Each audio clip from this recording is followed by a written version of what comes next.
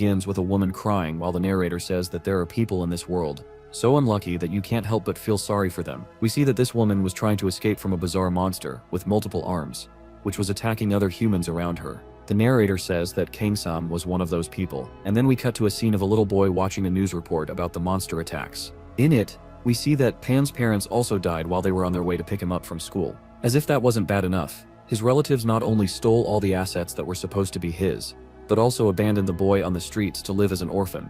But living on the streets gave the boy an incredible determination, forcing himself to even eat spoiled food to survive. Little by little, he managed to get a job, starting a study like a man. Zest sleeping only 4 hours a day between work and school. He was very talented and hardworking, but fate was always cruel and never gave a shrug of luck to our unlucky protagonist. A string of misfortunes fell on him when he went to take a test. His appendix burst, and he had to give up on it. He tried to take another test, but the bus he was on overturned halfway there, and he ended up arriving late and missing the test. On another random day, he was about to leave the house from a bike fell and somehow jammed his door, trapping him inside and making him miss school. Even though he was doing his best, a bunch of unlucky incidents like these kept happening to him, leading the protagonist to a life full of failures. He was about to give up on becoming a hunter or getting a decent job, but he still had one last hope. If everything else went wrong, that hope was the awakening. There are people chosen by the gods who are born with dormant talents, and when they turn 20, those talents awaken. The awakening was half the journey to becoming a hunter, and that's why Kang always trained as much as he could to strengthen his body for the day of his awakening. But it seems even that didn't work out for the poor guy, because on the day of the exam to determine his hunter rank, he received an F rank, the lowest of all. The examiner explained that he had no abilities whatsoever, and then if there's 1% of people with natural talent who make it to the top, the protagonist would be part of the 1% below even the worst. To make things worse, the examiner even let out a little laugh at the situation, and even though he apologized, all of it crushed the protagonist's spirit after all that time passed, and the story cuts to the present. The protagonist is now 25 years old. We see a wolf-like creature attacking the protagonist, who tries to defend himself with his shield. His effort to block the attack is so intense that he even ends up breaking his arm in the process. The creature charges at him, full of rage in its eyes, ready to finish him off with his teeth. But the protagonist grabs the wolf's paws and looks at it with determination. Knowing that he won't go down that easily, he grips the creature's arm and flips it downward to try and throw the wolf off balance. And as it falls, the protagonist lands a solid knee strike right on the creature's snout. The creature then crashes violently to the ground, knocking everything over along the way. The protagonist then looks at someone and begs her to use her magic already. For the love of God, because things are getting bad. For him, this person starts charging a fireball and calls the protagonist a human shield, telling him to wait because she's still concentrating. Her magic cannon realizes he's gotten himself into a bad situation. He explains that he formed a team with that mage and another tank, but he regrets doing it. They're surrounded, and the other tank already lost an arm in the middle of all this chaos. On top of that, the mage, supposed to be casting spells to deal damage to the monsters for some reason, isn't managing to do his job properly. These wolf-faced creatures are called gnolls, and even though they're not strong monsters and 5th rank mage still struggles to beat just 2 of them without another mage's help. And we see that one of the gnolls is getting back up while the protagonist realizes he almost got killed just to tire it out. That's when the mage finally stops stalling and finishes charging the spell, telling the protagonist to get out of the way. He aims his firebow at the enemies and says he's going to finish them off with a single strike. The protagonist and the other hunter feel relieved because he finally finished charging, while the gnolls stare at them with hatred in their eyes. Then the mage finally fires and the arrow flies toward the 2 monsters, but he misses. The arrow hits the ground before even reaching the enemies, and they just stand there, not understanding anything. The protagonist panics and curses at the mage, saying he wasted magic by shooting the arrow at the ground and that now they're screwed. But their conversation is interrupted when the other hunter drops his sword on the ground, and when the protagonist looks the guys on the floor, almost being devoured by one of the gnolls, and now without his forward, you can't do anything but ask the protagonist for help. But he's also busy fighting the other gnoll, and tells the warrior to hold on while he's on his way. In the middle of the chaos, he glances to the side and sees that the mage has opened a portal and realizes that he's fleeing and leaving them behind. The mage, with the most shameless face possible, says that he saw all 3 of them were about to die, so at least one of them would survive, and he even mocks the protagonist, calling him a human shield, which makes him furious. The narrator explains that the protagonist was a tanker, usually the role given to people without powers, and that's why they were also called human shields. No one would be surprised if they died at any moment, since they were considered disposable tools by higher-ranking people. Realizing that this is the reality and that the other hunter is about to be devoured by the gnoll attacking him, the protagonist even thinks about fleeing through the portal that's still half open, since dying trying to save someone with no value would be a meaningless end to his life. But before he can cross the portal, he's interrupted by someone who says he was chosen by someone named Asmon, the god of trials and suffering. He doesn't understand anything, and just stands in front of that wall while we see that this person is actually a beautiful woman with white hair. The protagonist gets furious and asks where the portable went,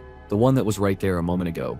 But the woman simply lets out an absurdly loud scream, saying that from now on he will have to undergo a trial to pay for the karma of his past life. Kung doesn't understand anything she's saying, and can only cover his ears to protect himself from the woman's explosive scream. He wonders what he meant by past life, and then the woman jumps from the top of the wall and lands in front of him, cracking the ground in the process. The protagonist doesn't even have time to process what just happened when all appears behind him and pierces him with his claws. The winner then looks at him in that state with a strange smile and asks him to please make the right choice. Then the story cuts to that other hunter who was being attacked by the null. He's still alive, but struggling to escape. He wonders where it all went wrong in his life, and we find out that his name is Kim Chumstick. We then see a flashback of this hunter's life. He lived with his parents, but his father was a drunk who beat his wife, and unable to take it anymore, she decided to abandon them both. But it didn't take long for his father to die in a car accident, leaving Kim to live with his grandmother as the only family he had. Before the world was attacked by monsters, Kim Richardson, normal boy, he lived with his grandmother and helped her however he could. When he grew up, he worked like any regular salaried employee without getting involved with the hunters, until something happened that became the turning point in his life. His grandmother collapsed due to a rare disease, and the doctor said the treatment would be very expensive for him, with no way to get that absurd amount of money. I realized he needed to find a fortune somehow, even if it meant risking his own life. That's when he decided to become a hunter. But he also failed the hunter exam when he turned 20, so things were looking bad for him. But his grandmother was the only family he had, and he was going to do everything he could to protect her. So with a lot of effort, he eventually managed to become a hunter. But then we cut to the present day, where he's being attacked and about to die. In his memories, Kim regrets accepting a mage's proposal to go on that mission, and he already suspected that guy would abandon him at some point. About to lose the struggle of strength against the null, he thinks about how his grandma will be once he's no longer there to help with her treatment. But then out of nowhere, the wolf stops attacking, and we see a sword hit it right near the ear, putting an end to the monster. Kim is in shock and has no idea what just happened or how he's still alive. And to explain that, the story goes back a few moments to when Kang was struck by the wolf's claws. That woman points at him and says that in his past life he was a demon, and explains it's why his current life is surrounded by misfortune. The protagonist doesn't understand anything, not even how he's still alive after taking that blow.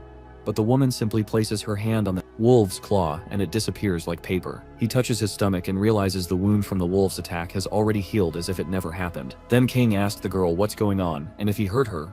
Right. She explains again that he was a demon, and we briefly see an image of someone who seems to be the protagonist in a past life. Kang still doesn't understand anything, but the woman says that whether he believes her or not, up to him, but she warns that if he doesn't resolve the problem with his past karma, he will never have a happy life. But by completing the trials, he can cleanse the sins of his past. Not to mention, he'll earn rewards according to the difficulty of the trial. So he needs to accept this mission because it's the only way he'll ever live a happy life. She then runs toward the protagonist, who's still unsure of what to do, and says it's time for them to begin the first trial. The mission is to escort the hunter Kim Chumstick safely out of the world they're currently in. The protagonist tells her to stop talking nonsense, since the two of them together couldn't even handle the monsters before. So what is he supposed to do now? She interrupts the boy by pulling out a strange glowing blue leaf and says this is his reward for the mission. Back to the moment where Kim was almost dying, we see the protagonist running toward the monsters, the sword in hand. The two gnolls notice him, and one of them already grabs a piece of wood, preparing to fight. As they charge toward him, the protagonist uncapped something. A magic spell comes out from inside that store the protagonist was carrying, becomes surrounded by that magic, and we see it's a spell that makes his blade absurdly sharper. With this new strength, he keeps charging toward the enemies, using his shield to block their attacks. He runs across the battlefield with the speed he didn't even know he had, dodging all incoming strikes, and in the end he slides beneath one of the monsters, and pulling his sword upward he lands a clean blow that completely pierces the null. The monster howls in pain, and taking advantage of this moment of distraction, the protagonist delivers the final strike with his sword. With rage in his eyes, he continues to drive his sword, and with all the strength he has, while the enemy tries to use its claw to push him off. But it's too slow, and before it can grab the protagonist it collapses, defeated to the ground and never to rise again. The monster's claw managed to slightly wound King's arm, who's relieved that at least one of the gnolls is down. And in that moment of carelessness, the other null nearly bites off a chunk of the protagonist. But he manages to dodge. The last second Kine curses as he realizes his sword is still stuck in the other enemy, and I'll have to figure out a way to get it if he wants to win. He hears the voice of that woman in his head, warning him that the trials are made to force a person to risk their life and that you should keep that in mind. He then draws a small dagger and decides to face the beast anyway, leaping at it and telling it to come at him with everything it's got. He defends against the enemy's claw strike, and because of his injured arm, he almost drops the dagger, but he holds on tightly, and with great effort he manages to strike the null in a vital spot and drives the blade in with all his strength. The monster falls, now lifeless, and the protagonist takes a breath, relieved that he finally succeeded, but that he remembers that Kim is still in danger and he runs to retrieve his sword, which is still stuck in the null. After grabbing Ai, he throws it with all of his strength and lands at perfect hit on the enemy holding Kim, finishing it off in a single blow. The protagonist looks at him with a relieved expression, then collapses to the ground, completely exhausted. After the fight, but before that, Yu received a message in his mind saying that the trial has been completed and he will now receive his reward. The protagonist and ends up fainting and is woken up by someone slapping his face and telling him to get up already. When the scene cuts, we see it's that woman looking impatient with the protagonist and already about to punch him if he didn't wake up. Kang is still dazed, but the girl hands him a piece of paper saying that's his reward for completing the mission. The protagonist doesn't get it and asks why it's just a piece of paper, but the girl gets mad and tells him to be grateful because she went through the trouble of printing it for him. Out of nowhere, the paper turns into a high-tech system screen, and the girl is surprised, saying that times have really changed. Apparently she finishes by saying that he hasn't completed the mission yet, and that next time he shouldn't just faint out of nowhere, then simply says goodbye and disappears. The protagonist looks more closely at his reward and realizes he received a bunch of new abilities at once. Among them is a 3-star healing ability, that besides healing also allows him to sacrifice his HP to recover more than usual, and the other is an evolution ability, that increases his defense and says that when he reaches 50 holy power he will evolve. The protagonist explains that most hunters only have 1-star skills. The rank and up can learn 2-star skills and 3-star ones are only for the luckiest, so you're super happy, because his efforts were finally rewarded with a powerful skill. But then he remembers that the girl said he hadn't completed that mission yet, because he still had to escort Kim out of that place. He goes to the friend lying on the ground and apologizes for getting distracted and forgetting about him, even wondering if he might already be dead. Kang notices that he's very weak and there won't be enough time to take him to a hospital. In that condition, the protagonist then remembers his healing abilities and realizes that's exactly why he was given the reward just now.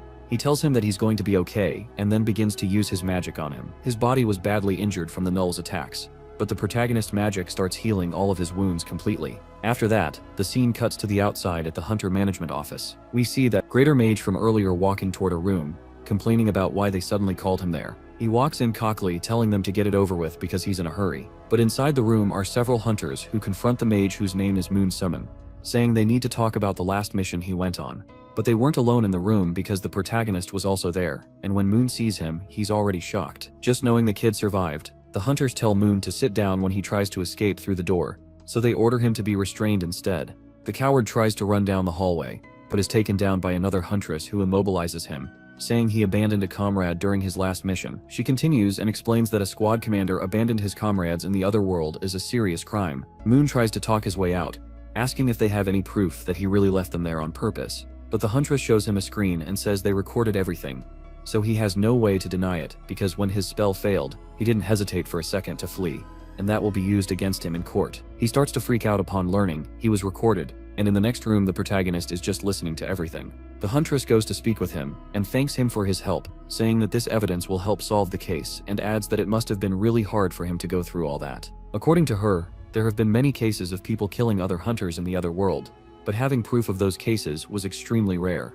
But the protagonist says that luckily he always records all of his missions, and it's a good thing he did it this time. The narrator explains that it was very easy for someone to take another person's life in the other world, which is why hunters always choose their partners very carefully.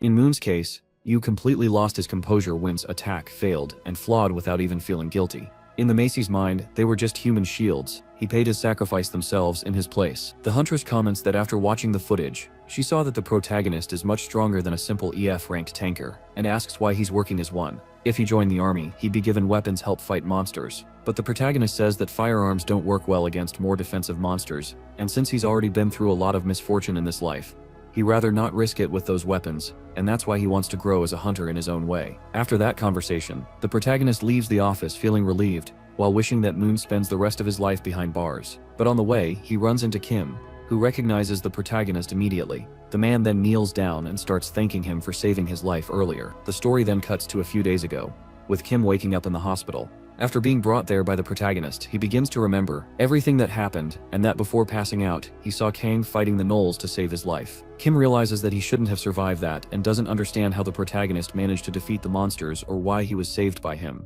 But he's interrupted by the voice of his grandmother, worried because the boy is all injured. She scolds him, asking why he went on such a dangerous mission for her, and asked if he's gone crazy and wants to die. Along with her too. Kim tells her to calm down because of her high blood pressure and says that he's fine, but the old lady says he looks like a skeleton with how messed up he is. The man replies that at least he came out alive, but his grandmother says that if she dies it's fine because she's already sick, but that he better not go back on any more missions. Kim starts remembering the good moments he had with his grandmother and thinks about how he wants to live a happy and peaceful life by her side. And that's when his grandmother hugs him while crying and begging him not to throw his life away like that. The story then cuts back to the present, with Kim talking to the protagonist on the street, still bowing in front of him and making a huge scene. Kim thanks the protagonist, who replies that in the other world, you can only count on your teammates, so he had no choice but to save his life. Ken says he was there too, and then he's not some kind of brave hero like Kim thinks he is. But the man keeps looking at him with admiration, which makes the protagonist uncomfortable, and he tells him to cut it out. The protagonist remembers he can't just tell Kim that he only saved him because of a mission, and he didn't expect it to ever run into each other again. So he tries to slip away quietly, but Kim asks who at least repay him for the help. But before he can, asked what the reward would be, once again the protagonist hears the voice in his head. She says that a new trial has been received and explains to him about Kim's mother's illness and says the protagonist will have to donate 150 million won to cover the surgery. The protagonist, upon hearing all that, wonders why he should have to help this guy even more. The voice says that the reward for it will be a stat boost and a new 1-star skill. The protagonist checks his bank account and realizes he has the money, but it's everything he managed to save after years of work. He feels really sad about it since that was his entire life's fortune. But remembering the girls saying this would cleanse his karma, he decides to make the donation. She explains that since he accepted to walk this path of trials, he wants to turn back. He'll lose all the rewards and get even worse karma to the point where he could end up in a vegetative state for the rest of his life. And just thinking about that makes the protagonist realize he has no choice but to complete the missions. The protagonist says that the reward he'll get might be small, but if he doesn't do it, he'll never be able to take on future trials either. He thinks about how profitable the hunter profession is and that if he becomes a renowned enter he can earn back those 150 million won in no time. Besides, in his current situation as an F-rank hunter, he can't even access the hunter's market, so getting at least one new skill is an advantage. So after thinking a lot, he decides to call. The Hunters Association makes the donation and receives his new skill, which isn't revealed to us yet. The scene then cuts to a test being conducted, and the examiner calls the participants forward. He explains that it will be a test inside of virtual reality where participants will control pre-made characters to test their abilities. The characters will have specific classes and roles, and the objective is to complete missions according to those roles. And there's no use complaining about which role he got. The examiner explains that if you're skilled, your character will have what it takes to complete the mission. Is fine, but if you fail, it won't be the character's fault. He then calls the protagonist's name and says that whether by coincidence or not, he's been assigned the role of the group's tanker. In addition, his mission is to endure an attack from gnolls for 5 minutes, something the protagonist has already done once. The system will give him a sword and a shield, and all the character's stats will be locked at 30. They wish the protagonist good luck, and send him into the virtual environment inside. Doesn't take long for him to encounter 4 gnolls, who already glare at him and prepare to charge. While the examiners observe the fight from outside, the protagonist thinks about how hard he had to work just to raise his stats by a little. Now he finally has his stat that reaches 30, the same as in the test. And as he's thinking about that, one of the examiners seems to take interest in him. The protagonist has acquired the Guardian Shield skill, which is perfect for tankers, and decides this is the best moment to test if it works well. The gnolls charge at him, but the protagonist stands his ground and nearly getting bitten by one of them. He blocks the bite with his shield, but another gnoll appears behind him and attacks with its claws. The protagonist jumps and manages to dodge at the last second, narrowly avoiding a direct slash. The face of the monster ends up hitting the ground instead. He then approaches the creature and kicks it in the ribs, launching the monster away and making it crash into another nearby one. Another attack comes from above, but the protagonist is alert and defends himself with both his sword and shield. He realizes that having all of the character's stats at 30 is actually a good thing since the character is stronger and more responsive than his real body. Combining that with his own battle experience allows the protagonist to handle the gnolls much better this time, once again drawing the examiner's attention. One of the operators comments that the protagonist's ability to read and react to situations is very impressive, and among all the candidates, he's the most capable. Even though he's just a tanker,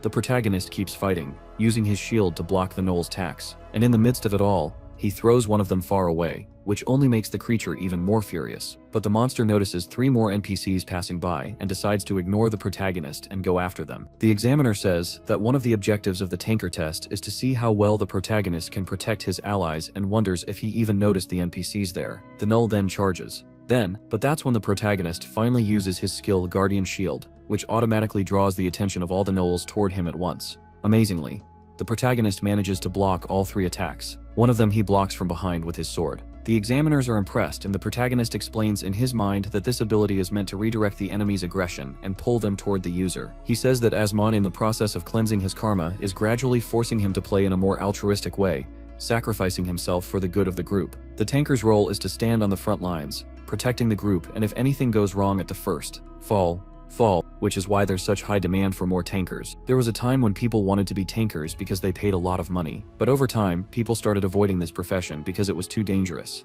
The risk was high, but the reward was equally high, and for the protagonist, this was the perfect profession for him. To him, it was much better than betting everything on a life of bureaucracy and paperwork like other jobs. The tanker lifestyle fit in much better. The protagonist got still lost and thought that without even realizing it, the test had already ended and the monsters had vanished. His priority now is to get promoted and leave Frank behind, because at this rank he can't even join high-level raids, and besides, he wants to get rid of the bad reputation of being low rank. And that's when he looks up the big screen, showing the results, and we see that everyone is shocked at the protagonist result, an impressive S+ rank of perfect score. The scene cuts to the Hunters Association, where one of the examiners is failing a bunch of people and calling them all pathetic. He says these people can't even pass a basic test.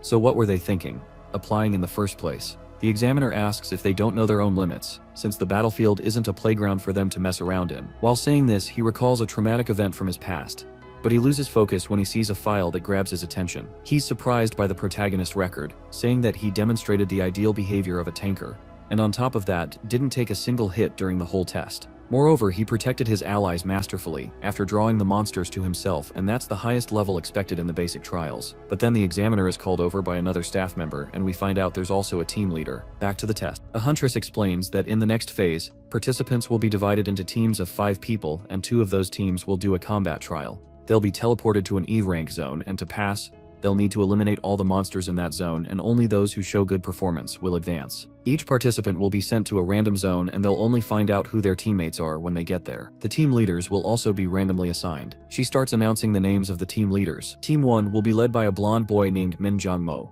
Team 2 will be led by a boy named Jo Hamble, and no one knows how he ended up in that position, since he's already sweating nervously. They decide the 2 leaders play rock, paper, scissors to decide who gets to choose team members first. Many wins and is called to pick someone for his team. He decides the first member should be a tanker, and Jo Hamble comments that having a solid frontline makes raids much easier, as long as the rest of the team can handle their roles. Men chooses to super muscular guy to be his team's tanker when his shoes turn to pick, gets even more nervous, and realizes there are only 2 members left. He looks at King San and asks if he's really a tanker since he's so skinny, but at least someone who can act as a tanker is better than nothing, so he picks him for the team. The team selection continues for a bit, until it finally ends and the teams are complete. The examiner explains that in a real battle, no one will protect them, so they should use the next 30 minutes to prepare for the test and get to know their team. Men's team celebrates that they've got a solid tanker line, and the leader says that if everyone sticks to their positions, everything will go fine, and they start planning their strategy. Meanwhile, in the protagonist team,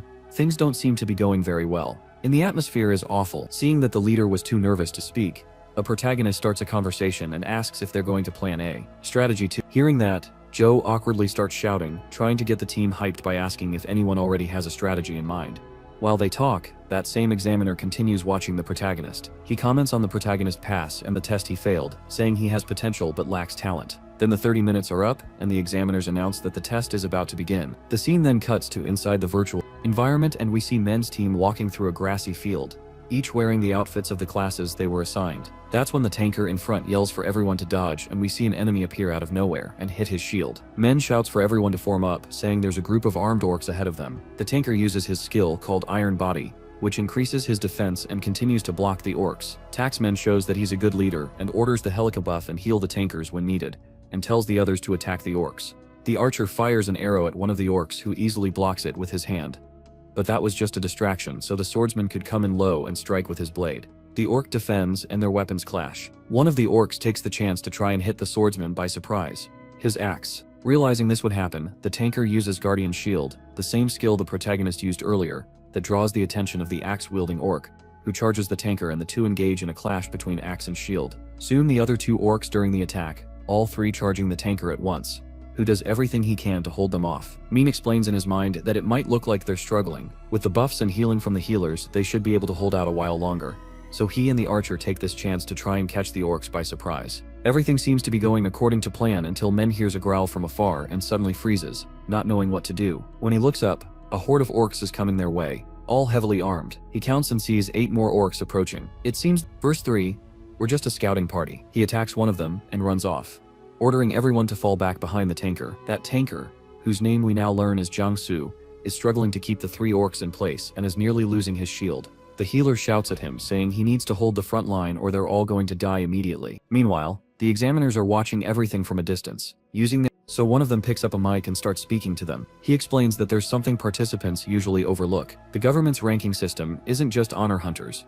It's also to ensure the skill level of each rank. People trust an E-rank hunter to handle E-rank missions, because that's what's expected of them. And F-rank tanker, struggling to fight orcs, was expected if he could solo those orcs by now, would be testing for a rank higher than E. What he meant is that to pass this test, it's not enough for just one person to be skilled. Everyone has to be competent or they'll all fail together. Man who's merely collapsing says, the examiner's right, and the tanker falls. They'll all fail the test. He orders the healers to give it their all to keep the tanker alive and says that while they do that, he and the attackers will flank the orcs. From behind, Men charges forward and hits one of the orcs with his sword, nearly getting struck by the enemy's counterattack. Meanwhile, the tanker takes several hits and is on the verge of losing his shield. The battle continues, with the archer landing shots on the orcs to draw their attention, and the healers doing their jobs until after much effort, they manage to complete the test and exit the virtual environment. The tanker, who's the first to come out, collapses to his knees on the floor, completely unconscious and injured. The other participants are shocked to see him like that, and a nurse appears to provide first aid. The rest of the team is completely exhausted too, but at least they're congratulated for managing to complete the test as the tanker is carried out on a stretcher. The announcer says it's now the turn of the protagonist Team Joe. See, all of this immediately freezes and starts wondering if they're actually going to be okay. He and his group walk through the portal straight into a swamp and Joe thinks their tanker is even weaker than the one from Team 2. So he's going to have to put him on the front line. And we see that not only him, but the rest of the team is also thinking about it as they walk through the mud. Meanwhile, the protagonist is deeply focused, when out of nowhere, they hear someone stomping heavily on the ground. Joe yells to warn everyone that something is approaching and tells them to get into formation while drawing her arrows. And that's when an armed goblin jumps towards them and lands in the mud. As if things couldn't get any worse, the group members start to feel their feet sinking into the mud. The examiner continues observing the test and explains that usually hunters carefully analyze the terrain before each mission. But in this test they wouldn't have that chance, and need to adapt to the environment mid-mission. Whereas the goblins didn't have that problem. Realizing things have gone sack, the group members try to retreat. All a goblin comes flying with a knife to hit anyone in the way, but his knife hits his shield and we see that Kang Sans stepped in front to block the blow. He drives his sword to the goblin, causing it to retreat now injured. Kang Yi then tells him to calm down so they can respond to the goblin's attacks. One of the goblins draws his bow and aims at the protagonist, who deflects the arrow with his sword that realizes the goblins are coordinating their attacks. Looking more closely, he notices there's a hobgoblin controlling them from somewhere, but at that moment it didn't matter because he had the perfect skill. That situation, he then activates his skill, called Guardian's Will, which increases defense and HP regeneration based on the number of enemies present. That gives him enough strength to send the goblins flying without even needing to move much. Both the examiner and the other members of the protagonist team are in disbelief at what they're seeing. Joe takes the chance to shout for everyone to attack together, and they don't waste any time. They start defeating the goblins, one by one, all inspired by the protagonist's strength, who starts to notice that his skill weakens as the enemies disappear. His defense and regeneration dropped the fewer enemies remain on the field, and the protagonist finds this ability quite interesting. But it's not over yet, because the protagonist feels a tremor in the ground and immediately tells everyone to fall back. He raises his shield to block the attack.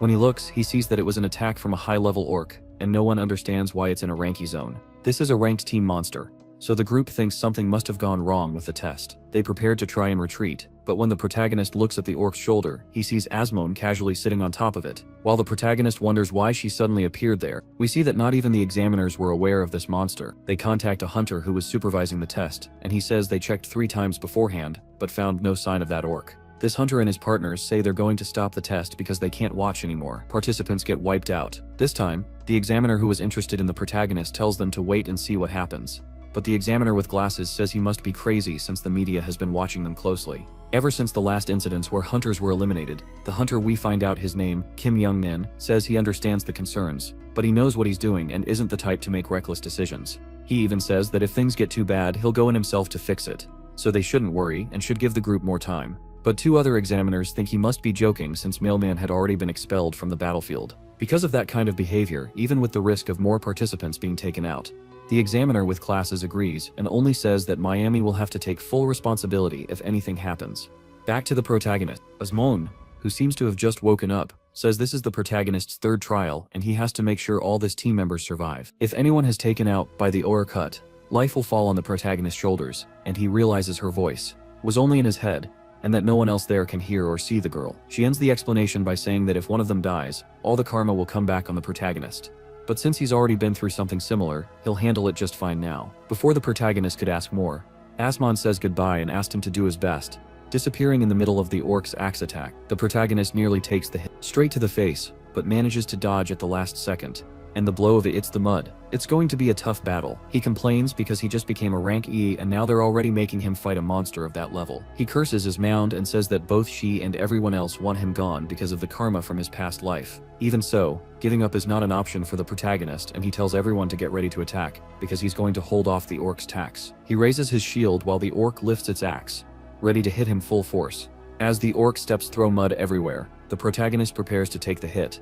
He then dodges at the last second and sword in hand charges beneath the orc. The creature notices and full of rage, swings its axe where the protagonist but the boy manages to dodge by spinning around backward. At that moment he feels the strong, then from the orc's axe movement and justice that is enough to make him realize that even one hit from the orc would be the end for him. Jo, even though she's scared, draws an arrow and shouts to the team that the tanker is fighting to protect them, so they need to fight too. But everyone there had already given up long ago and are almost paralyzed with fear. One of them even wonders if they've lost their minds in the middle of that situation. The guy even blames the protagonist, saying that if he hadn't jumped in front, the examiners would have already stopped the test, and instead of doing something, he just stands there wondering what the administration is doing. While we see Myomin silently observing everything, Jo leaves and shoots her arrows at the goblins, defeating 2 in the process. The other 2 hunters, even though they're scared, still help in the battle. One of them levitates a tree and throws it at the orc. The monster turns around after being shot by Jo and tries to charge at them, but is stopped by the protagonist, who uses his sword to injure its foot. Even with them attacking with everything they have, the orc doesn't fall and gets angrier to the point of entering berserker mode. The protagonist can't believe that a monster like that can still enter that mode, but when he least expects it, the orca attacks him at an absurd speed at that moment. You can't see what happened to Kang while Myomin just watches, and Jo can only scream the protagonist's name. Then, after all the chaos, we see that the protagonist was launched far away by the orcs blow. He tries to get up, but the orc quickly appears in front of him and lands a punch that the protagonist blocks with his shield. But the orc uses its free hand hit the protagonist with the handle of the axe, knocking him to the ground. The examiner classes says that things have already gone too far and they should intervene immediately.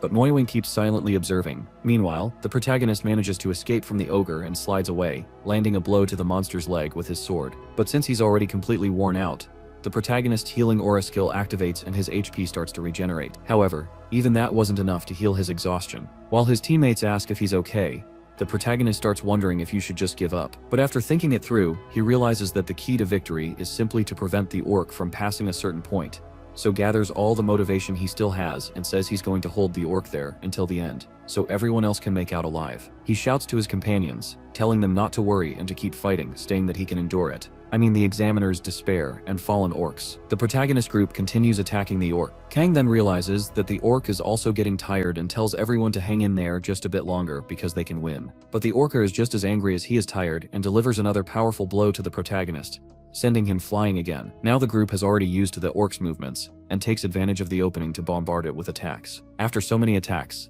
the orc finally falls to its knees and Jo starts to feel relieved, saying they won. But suddenly the oracle lets out another roar and throws its axe at the protagonist with all the strength it still had. Jo yells from the protagonist to be careful, and Kang braces himself, wondering if he'll be able to block it. But midway through he realizes something is wrong, and that the axe wasn't actually aimed at him. The axe, it's actually heading toward the hunter who had complained about the protagonist earlier, and because of the chaos of the battle, he had completely forgotten the guy was even there. Seeing this, the protagonist immediately panics because he remembers that if even one person goes down, he'll suffer a penalty to his karma. So he tries to run toward his teammate, but the scene cuts and we're left not knowing what happened. We didn't see the examiner with glasses, apologizing for what happened, saying it was their mistake and that they'll compensate all of them for the risk they took. Jo and the other hunters complained, saying they knew it could only have been an error, but the protagonist feels guilty because it all happened due to his karma. Surprisingly, Needleman also apologizes and says he'll take full responsibility for what happened. But when the scene cuts again, we see that the hunter appears alive behind him, leaving a mystery about what actually happened at the end of the test and how he survived. The examiner calls the protagonist and says he wants to have a private conversation with him. So the protagonist is taken to another room where they serve him tea and some waffles to eat. Maman starts by asking if it's true that he's always worked as a human shield for the past 6 years. And the protagonist confirms. He says he was impressed by the protagonist's ability to adapt to situations, and for a moment trusted that he was already good enough to defeat a ranked York. The protagonist finally understands why they spent so much time without doing anything and even as man didn't interfere. The man then gets straight to the point and says that his goal is to have the protagonist join the Rangers, which is the group he's part of. He explains that for now, he only acts as an examiner, but that he'll return to being a ranger in a few months, and even says he can register the protagonist if he wants. That way he'll be able to work as a full-time employee, or if he prefers he can work for him as a mercenary. He says he was impressed, and we find out what happened in the forest. At the end of the test, the protagonist managed to push his teammate out of the way at the last second and took the orc's axe blow directly to the chest. He fell backward and his teammates feared he had been taken out, but then his Guardian's Will ability activated, and he was healed and gained the defense boost. Young man says that not just anyone could have done that and asked once again if he wants to join the Rangers, offering him a contract to sign. Kane can't even believe that such a renowned group like the Rangers, who usually only recruit special cases, decided to recruit him. Now he could hardly believe it's real and thinks about signing, but stops and decides to think more carefully about it. Since the Rangers fight against invading monsters and sometimes travel to other worlds for their missions, it would be the perfect place for Asmon to mess with the protagonist. And speaking of her, the moment the protagonist touches the contract, its letters change and a message appears saying the 4th trial is about to begin. He must join the Rangers and devote himself to protecting the world. If he succeeds, he'll receive a new special piece of information, so the protagonist, with no choice, decides to accept. The protagonist even wipes his eyes to check if he read it correctly, and in doing so, he sees another page stating that he can complete this trial just by accepting the offer. He gets pissed at his ma'am because she didn't even let him read the contract. What if there's something worse in Ryan's contract? With nothing else to do, he accepts the offer, and Myoman is surprised that he agreed so quickly. He had no idea there was a goddess manipulating the protagonist, but the protagonist says he'll only accept if he can join as a mercenary. That way, even if Mayas his boss, he'll still be able to choose which missions to take, since the condition of the trial is just to accept the proposal. He decides he'll only take the missions as Mount forces him to pick. Myoman accepts and thanks the protagonist for his cooperation. But internally, he doesn't seem too happy that he ended up becoming a mercenary. He then signs the contract and says it's time for him to go, standing up to leave the room. But at that moment, something bizarre happens. The protagonist feels strange, and out of nowhere, several souls seem to leave his body, all at once, causing him to lose his balance. Mailman asked if the protagonist is okay, who's still standing there, not understanding what just happened to him. Kang says he's fine, but in his mind, he has no idea what happened. He saw several bizarre images and realizes this must be the special information he received. Whatever it was that he saw, we won't find out for now, because the story cuts to 1 week. Kang-san appears at a bus terminal wearing a beanie, and it seems very cold where he is. He mentions that the information he received was about his past life as a demon. The protagonist received all of it right after signing the contract, and it made him feel so dizzy that he had to run to the bathroom to recover. This information told him to head to Chira-1 in Gangwon province, where he would have to go through a dungeon, and if he succeeded, he would receive a memory fragment from his past life. The protagonist believes that A's Mountain's actually trying to transfer the memories of that demon into his mind. The protagonist explains that when the world connects with another reality above the ground, it's called a link, but when it connects with one below, it's a dungeon. They're hard to access because they're underground, and when a new dungeon opens, people nearby describe it as hell. Setting up the memories from the protagonist's past life must be somewhere in that unregistered dungeon. Standing in front of the cave that leads into the dungeon, the protagonist says he doesn't know why Asmon wants to reveal those memories to him. But the protagonist has had a horrible feeling ever since he received that information last week, and he needs to find out what's causing it. The protagonist decides to go, and first he places a magic barrier at the entrance to prevent the monsters inside from escaping into the world. That's the first rule when exploring a dungeon. Other basic rules are to prepare food and equipment, since you never know how long you'll be in there, and it's also important to have a flashlight, as it's usually completely dark inside dungeons. The protagonist takes a while to find his flashlight, bowing. He finally does. The first thing he sees is a huge skull in front of him. He screams in fright, and realizes that they're actually Peloton soldiers, and one of them is armed with the sword. The protagonist feels there's definitely something important in there. The problem is, he once struggled just to defeat one skeleton, and now there are 5 in front of him. But now the protagonist is trained. After almost being wiped out so many times, he's learned how to handle things on his own. He manages to defeat the skeletons with his sword, and explains that skeletons attacked and stopped because they do feel pain, but they're weak to divine attacks. That type of attack causes dark tag monsters to disintegrate instantly.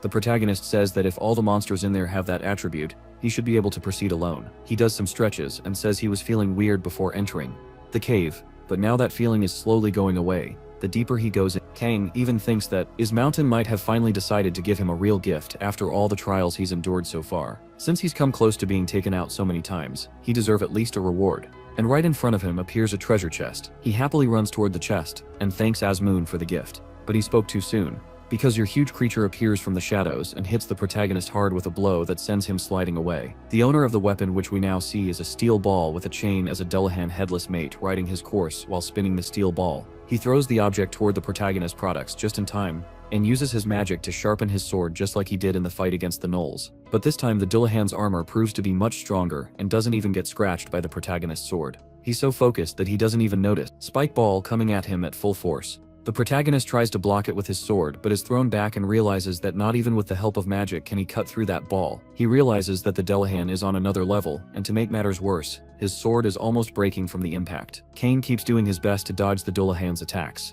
but he knows that if the sword breaks he won't stand a chance against a ranked monster like that. However, he notices something. As in the mission he received from Asmol had only said he needed to clear the dungeon, but didn't say how. Something said he was required to risk his life fighting the Dullahan, like he was doing. He realizes that the chest might be the reward, as Mom mentioned to him, so with no time for questions, he decides to just grab the chest and run away with it. But he still needs to find a way to dodge the Dullahan in order to escape, and wonders how a creature without a head knows where he is to attack. The protagonist for a moment thinks about just taking the risk and running away randomly like a lunatic, but then he realizes something. The knight has no eyes, but his course does, and it's definitely using its vision to locate him. So he throws his flashlight into the air, managing to blind the horse for a few seconds. The Dolan gets confused by the versus erratic movement and starts swinging his iron ball in all directions, but the protagonist uses the chance to run away with the chest. Amidst all that chaos, the knight manages to spot where the protagonist went and points at him. But Kang isn't stupid. He doesn't wave around and takes off sprinting toward the dungeon entrance. Only he had forgotten about the barrier he himself placed there, and explains that the barrier doesn't just block monsters. It also traps humans inside and takes time to deactivate. But by a stroke of luck, for the first time in the protagonist's life, the barrier disappears instantly,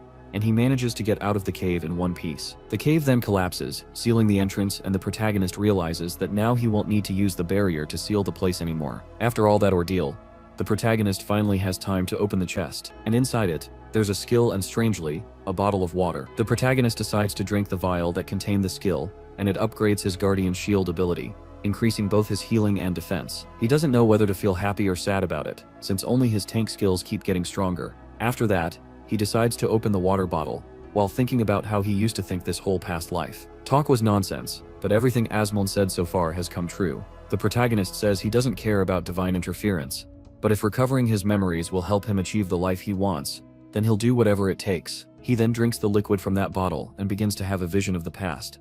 In this vision, the swordsman named Jung Young, from somewhere called Volcano, has just soloed several warriors. The swears on his name that he'll defeat a certain evil demon. He points his sword at a figure in the middle of the battlefield and calls it to battle. The creature flies toward the warrior, who draws his sword, but the fight doesn't last long. The scene cuts and the warrior is lying on the ground, completely beaten. Wondering why that happened while the demon stands in the middle of the battlefield, the warrior asked why he took the lives of so many innocent people. He remembers several happy families, and then the memory cuts to a child crying in the middle of the battlefield. The demon scratches his head and wonders what the warrior means by asking for a reason for what he does. He approaches the fallen warrior, and when he reveals his face, we see that he looks exactly like King San, and then he answers that the reason is simply because he likes it. The warrior is shocked by the answer, has no time to process it, because the demon attacks him immediately afterward. That's when the memory ends and the protagonist finds himself back in the forest, standing in front of the chest. Despite the traumatic vision, at least the protagonist realizes he gained two new abilities to use. The first is the demon's IQ. In addition to a permanent attack boost, it also increases his attack every time the protagonist takes someone down, and if he does it 100 times, the skill levels up. The second is the demonic sword first form. It unleashes a devastating slash that increases the protagonist's attack and also inflicts negative status on the enemy. While thinking about his new skills, the protagonist starts having bad memories from his current life, starting from when he lost his parents and his relatives fought over the inheritance, even the time when his bus flipped over, leaving several people injured. The protagonist then realizes that all those bad things only happened because of him and the horrible things he did in his past life. From the loss of his parents to all the people who suffered accidents just for being near him. Amid all that sadness, the protagonist gets a call from someone named Joan Min Hick, who seems to know him and asks if he wants to help with a little job. The scene cuts and the protagonist was to meet Min Yuk at a diner. He says it's been a while since they've seen each other, and that he heard the protagonist was promoted. He asked again if the protagonist wants to join his management team at choosing. But the protagonist is still feeling down and asks what he's talking about. The protagonist finds it strange because that's the #1 company in the industry. So why would they be interested in him? But more importantly, and you could stop being a hunter. A long time ago, the protagonist didn't know why, but at least now he was working in a good company before thinking about whether to accept or not.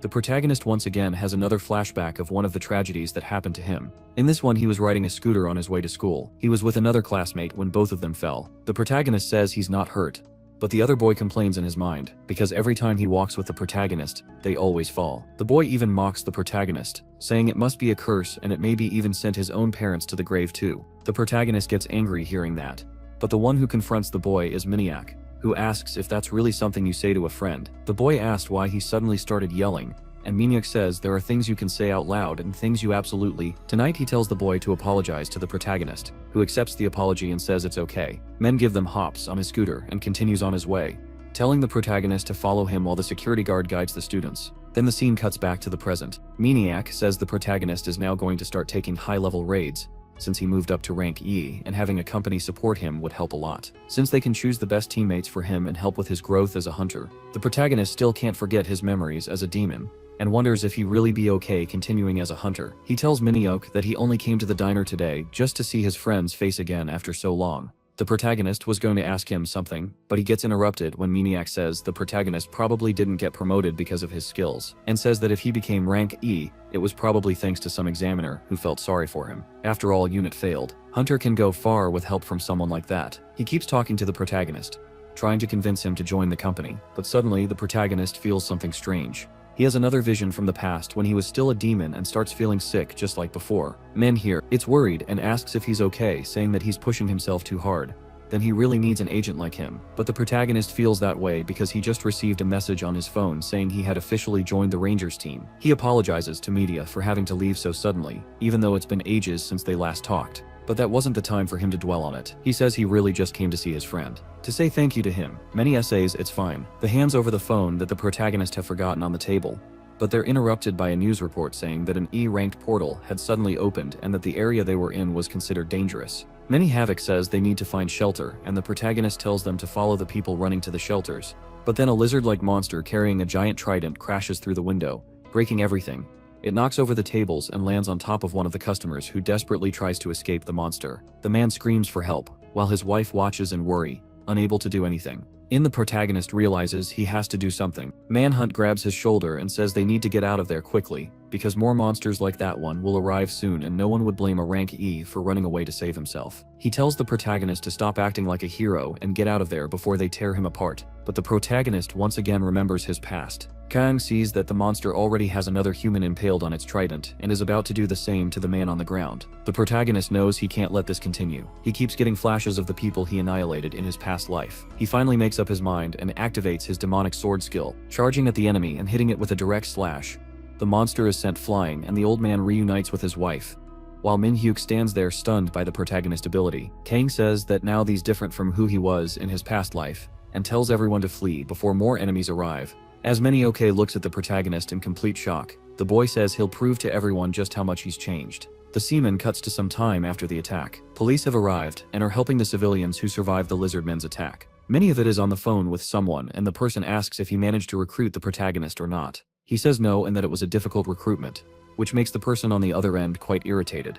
The person says he can't do anything right, and that regardless of whether Kang is ranked F or E, in York should have used the company's reputation to convince him. Many have tries to apologize, but the person is already fed up and just hangs up the call in his face. The man reads a sigh of relief and starts recalling the protagonist fight against the monsters, saying he doesn't even really know Kang anymore. Back to the protagonist, we see that although the diner is safe, there are still more lizard men attacking the civilians. The protagonist is fighting with all his strength to try to save everyone as the enemies are starting to pile up and it's getting hard for him alone. He decides to use the Shield of Trials to draw the enemy's attention toward him, but that doesn't work because there are too many enemies and not all of them are looking in his direction. He realizes he's at a disadvantage, but he knows reinforcements will arrive in a few minutes, so he just needs to hold on and protect everyone. Until then, one of the lizard men almost hits the protagonist with his spear, but he activates the Guardian's will skill and boosts his defense again. With that, he strengthens his shield and strikes the enemy, deflecting its attack. The good thing is that with Sony enemies he can use the skill increases his defense, The more enemies are present on the field,